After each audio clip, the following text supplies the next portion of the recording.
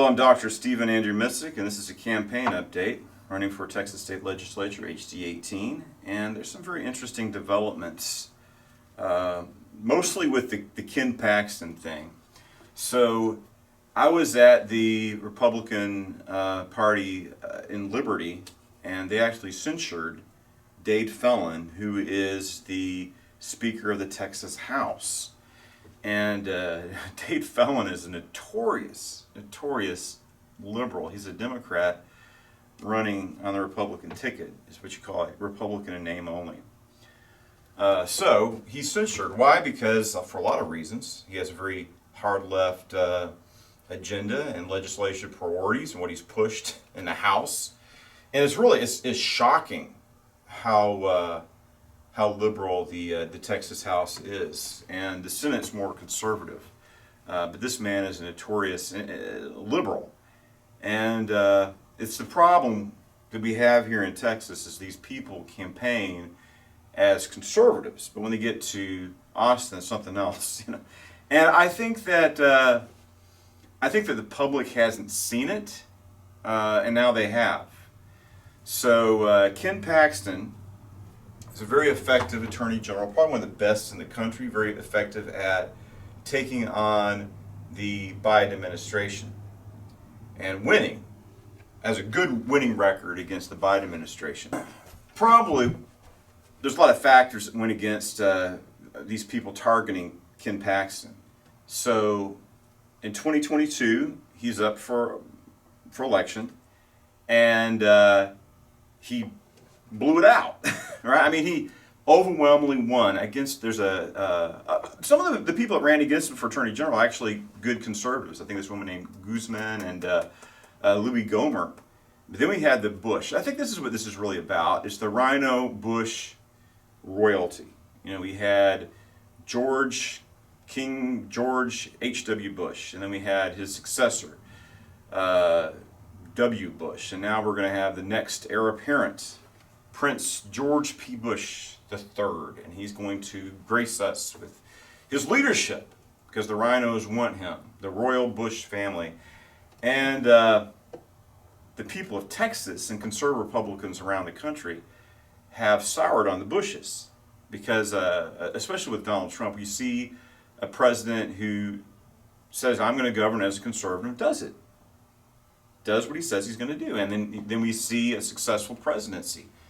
And then we realize how we've been used and lied to by the Bushes and the Cheneys, the Romneys, the McCains for so long, and how we need real change, real conservative change. So we have this conservative resurgence, and Ken Paxton is one of the important, most effective leaders of that. And the voters see it. They rewarded him for his successes, for fighting. That's what we need. We need fighters. That's the biggest problem with the Republican Party. Now think about this, you know, a lot. You look at the Democrats, they fight tirelessly for what they believe in, and the Republicans are ready to fold at the drop of a hat, and they're always dropping their hat so they can fold.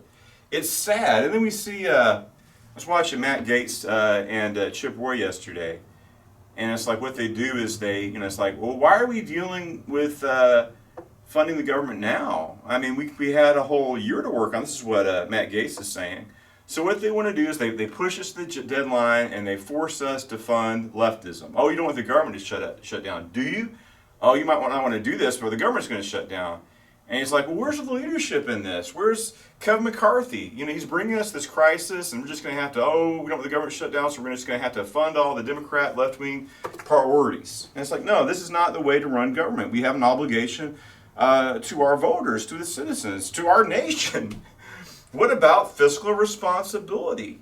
Especially with the rise of the BRICS nation, the decline of the dollar, and the potential creation for a new global reserve currency, and this currency that the BRICS nations are trying to create. This is irresponsible. And like I said, people say, well, we're putting debt on our kids. You're not putting debt on your kids. You're going to, the way things are going, we're going to see the day, and it might not be far off. We have to deal with these situations. It's time to stop playing around and start getting serious. And we don't fight on our priorities. That's the other thing about Donald Trump is one thing that offended me about George W. Bush was I went to war in Iraq in 2003 and 4, and So the news media, oh, let's make this let's politicize the war on terrorism, and we'll use this to divide the country and to leverage the elections so that we could win. So we're over there. I'm over there fighting for our country in Iraq, and W. Bush is afraid to confront the media and defend the war effort and defend soldiers who are dying on the field. It's a cowardice in the face of the left-wing fake news media. So when you see someone who fights effectively like Donald J. Trump, it's like, well, this is what we need. The Democrats fight like that. I'll give you an example.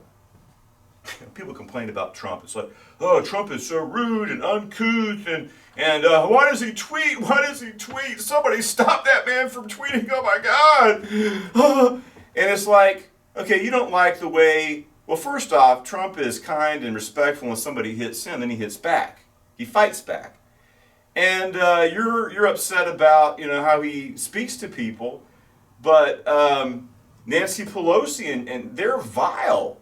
The things that they say is grotesque and hateful and incendiary, hateful, divisive comments coming from Chuck Schumer and Nancy, and they're just so grimy and hateful and mean-spirited. And it's like, okay, so you don't like Trump's tweets, but you're not going to say a word of criticism about Nancy Pelosi and Chuck Schumer of how vile they are and hateful. So it's like, this is, I think the survival of our country is at stake. We need to fight for it. The Bushes don't really want to fight, they want to cave. And then you realize that they're not true believers in constitutionalism and conservatism anyway. It's just a power play for them. So they're defeated with Prince, the Prince Apparent, Crown Prince George P. Bush being blown out and defeated, just defeated in a humiliating way by Ken Paxton. They have to get their revenge. And they got to teach the voters a lesson. Oh, this is your candidate, Ken Paxton. We're going to take him down. For what? I was getting these text messages. I think I got two. It's like, oh, here's why Ken Paxton's a bad guy. And I'm reading this, and it's like, this is petty nonsense. Give me a break.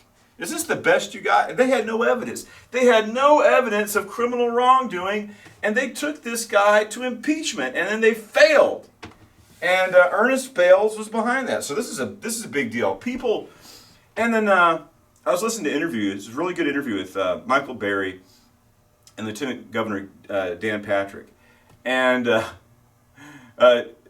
he decided not to speak harshly against Dave Tholen as he should have. Michael Berry gave him the opportunity, but he took a pass on it. He says, well, I believe that Dave Tholen needs to man up and apologize to his voters and admit he made a mistake. Of course, he's never going to do that. And these people, the Republicans who voted with Dave Tholen against Ken Paxton, voted for impeachment, they need to say, oh, I was duped by Dave Tholen. I'm sorry. I apologize to my voters, too. These people were not duped, a lot of them were, by Dave Tholen, especially the likes of Ernest Bales. So Bales has been making mistakes. He's vulnerable. He's against school choice. He'll never support school choice. Just in case you don't know, what is school choice? School choice means that every Texas parent will have the right, without any cost to themselves, to send their child to the school of their choosing. If you want to send your child to a Christian school, no extra fees. You can send your child to a Christian school, a private school, the public school. Most parents are just going to send their parents to the public school, but the teachers' unions don't want it because they want control. And it's like, oh, we need the money. They're failing our kids. They are failing our kids. We need to understand that we have to put our children above the teachers' unions. The interest of our kids. And people's like, we want to defer. Look, I understand. I've worked in education. I've been a teacher. I understand it's a difficult job. We need to support our teachers, but we can't support these teachers' organizations, especially since they're left-wing, Democrat, political action committees. I wish they weren't Democrat lobbyists, but they are. The teachers' unions, these teachers' associations, are Democrat lobbyists. And Ernest Bales is with these people. I went to this debate against him at Raise Your Hand, Texas. It's something that's put on by the teachers' associations, left-wing CRT 11, Marxist teachers' associations. So I went over there, and we did this debate. It was me, Janice Holt, and Ernest Bales. And that shows he's not a conservative.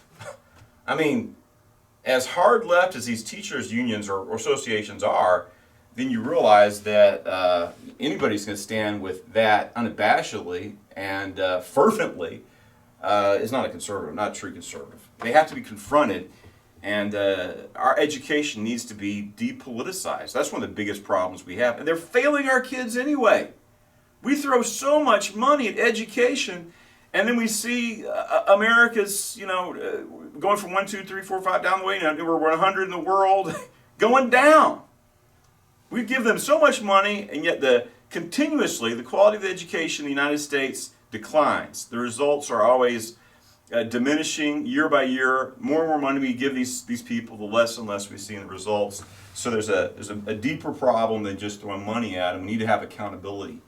And these organizations that don't have the children's best interests at heart, they're just political action committees for the Democrat Party.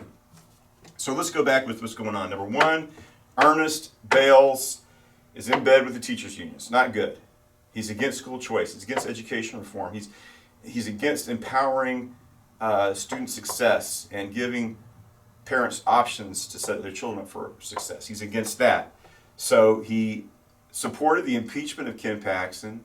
He's blocking education reform that would help our families and our children. And the other thing that's become a big issue, a real big issue, is, and I think a lot of people that support him, they don't know. I mean, it's kind of amazing. I was at I'm pastor King of Saints Church in Cleveland, Texas, and we had a pastors, breakfast, little pastors, local Cleveland area ministerial alliance, and I'm sitting there, and they say, we have a special speaker today. It's State Representative Ernest Bales. So he comes in, and people are really upset with Colony Ridge, Torrano's, Houston. It was just starting at that time. And Ernest Bales came in, and he told us, it's like, yes, I know what's going on. People living in squalor in the shanty town over there. I know you're concerned about it, but don't worry about it. I'm in Austin, and I'm going to work I'm going to protect Colony Ridge, Torrano's, Houston, and we're going to grow it. It's going to grow. But don't worry, I'm behind. I'm working with Trey Harris. I'm his wingman in Austin. It's basically what he's saying. And I'm going to be there to protect this development. And some people knew better in Cleveland. Were kind of duped into supporting it. So a couple weeks ago, I was at San Jacinto County in Cold Springs at the Republican meeting there. So my church in my home, my family estate is deep in Shepherd, Texas, but the church is in the border between Liberty and San Jacinto County. I think the church building is actually in Liberty County. So I'm kind of in both areas.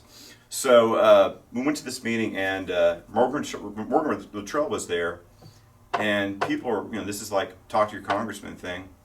And some people stood up and said, what's going on with Colony Ridge? It's out of control. It's going to engulf our entire community. This Torrano's Houston thing. Colony Ridge is also called Torrano's Houston. And they're worried about it, with good reason. We have people in the outskirts of Cleveland who are apparently cartel members running around carrying out mass killing women and children. The Mexican drug cartels control Torrano's Houston, Colony Ridge. And it's interesting, Ernest Bales, they're expressing this deep concern about what's going on with Colony Ridge. And Ernest Bales' wife was there, and she's like, had this mournful expression on her face and was, nodding her head.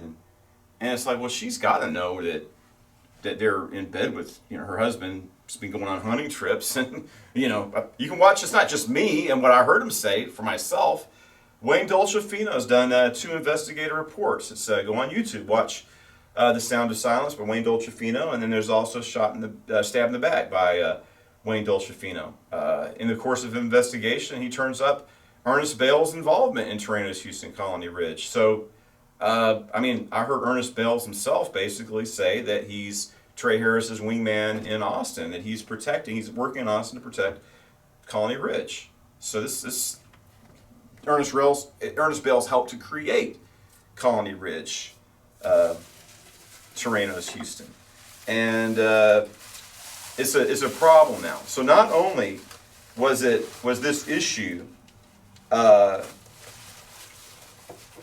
with people, upset about it, speaking to their congressman, Morgan Luttrell.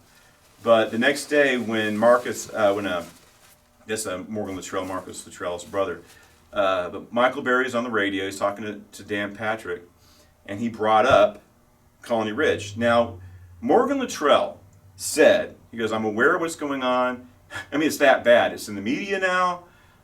We have 75,000 plus illegal aliens in a colonia, an outpost, settlement of illegal aliens run by the Mexican drug cartels here just 3 or 4 miles outside the city limits of Cleveland, Texas, in Plum Grove. Michael Berry called it Plum Creek. It's Plum Grove. So Morgan Luttrell, he heard about it. He's concerned, and he flew a helicopter, and saw, you can see it from above the ground. It's shocking. It's like, what in God's name is this? It's squalor in a shanty town. You just drive around it. It's filthy. No water, no running water, no electricity. It's a shanty town. Women being sex trafficked and prostituting themselves. Murders going on there. Cartel activity, drug. It's horrible. So Morgan Luttrell is informed about it. He flew his helicopter over it and saw it, and he's going to talk to the governor about it and see what can be done. The problem is the Harris family is giving campaign donations, probably as an insurance policy, to the governor. But it doesn't matter if you give campaign contributions. If you're breaking the law, you have to be held accountable for breaking the law. So, Michael Berry's talking about it with Dan Patrick, and Dan Patrick's also very concerned about it. And apparently they have lawyers investigating it to see what action can be taken. He's saying, well, we have a special session in the Texas House coming up, and right now our lawyers are reviewing what can be done to stop Colony Ridge, Terranos, Houston. He goes, it is a private development, but nobody's above the law, right?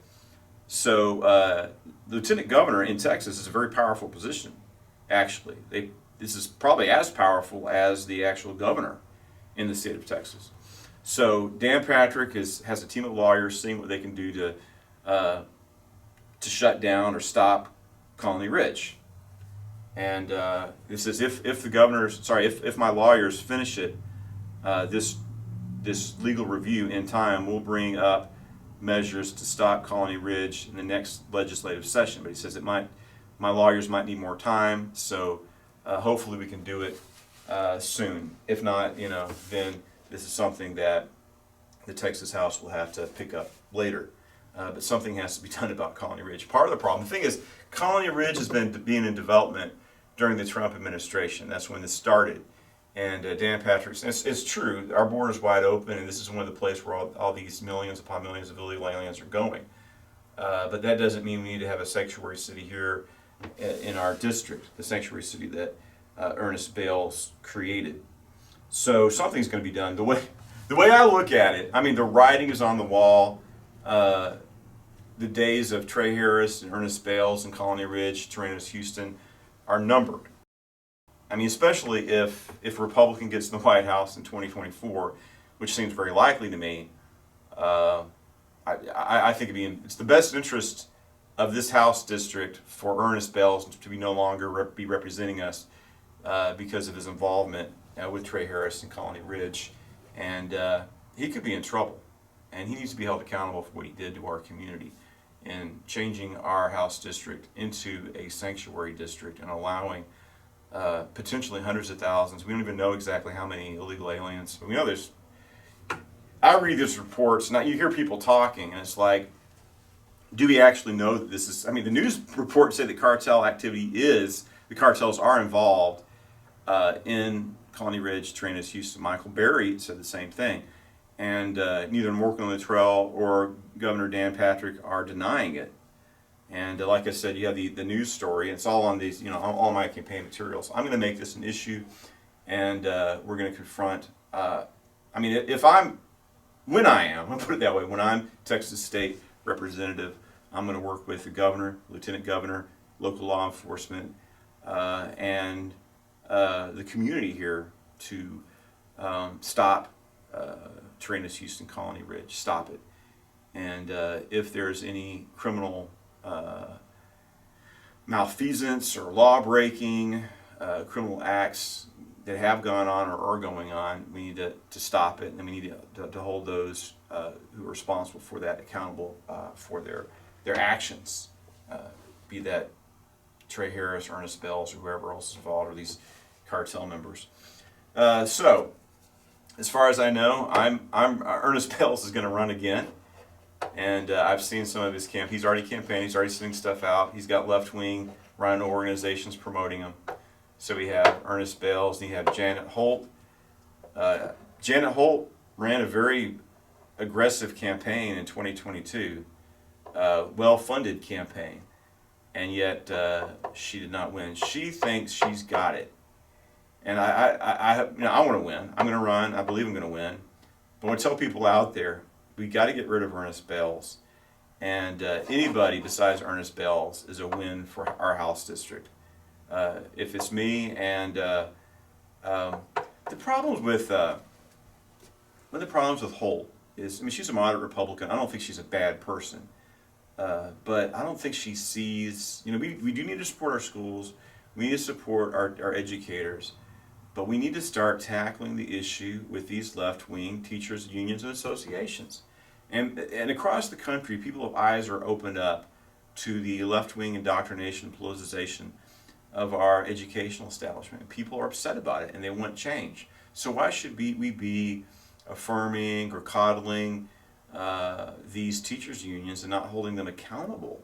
Or teachers' associations, like, well, we don't have unions in Texas. Well, it's the same. These organizations, National Education Associations and others, I mean, people, they're blatant about it now.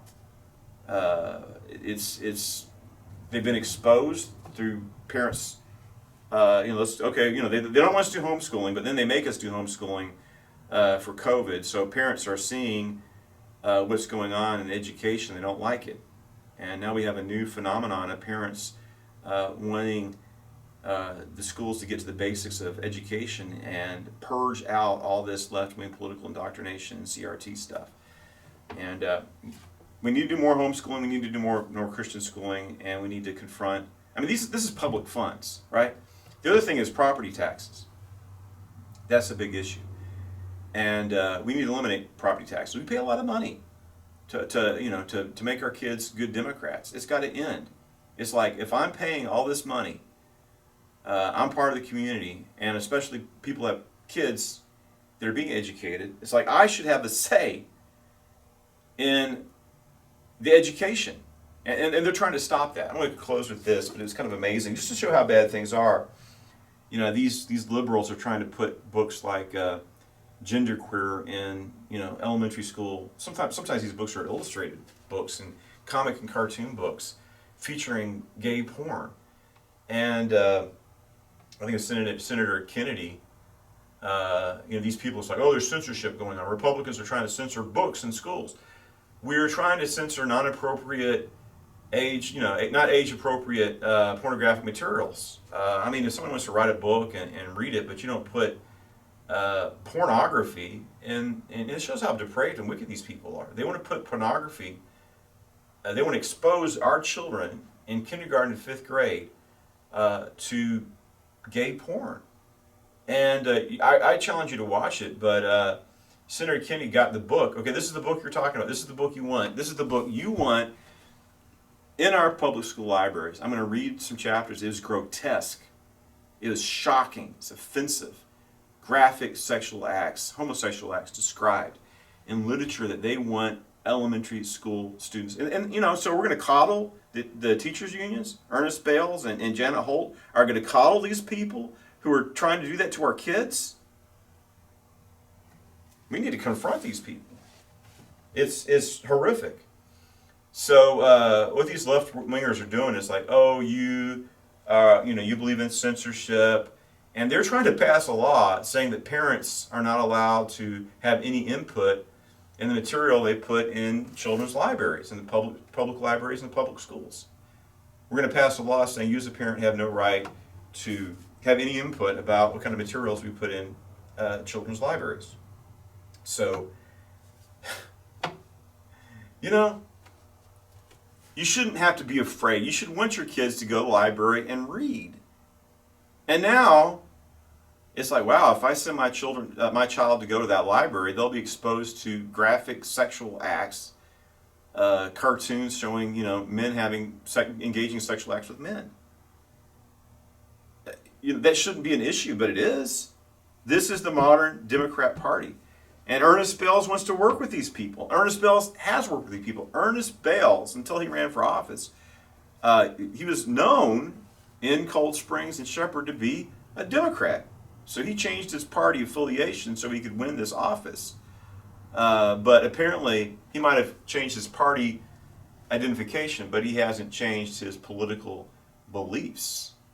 His politics haven't changed. It's just the label that he runs under. He changed because he knows that, well, a Democrat can't win in this county anymore. So even though I'm not changing my political ideology or philosophy, I'm going to, run as a Republican. And then the other thing that with him is he campaigned as pro-life, and then he goes to Austin and he's supporting pro-abortion legislation.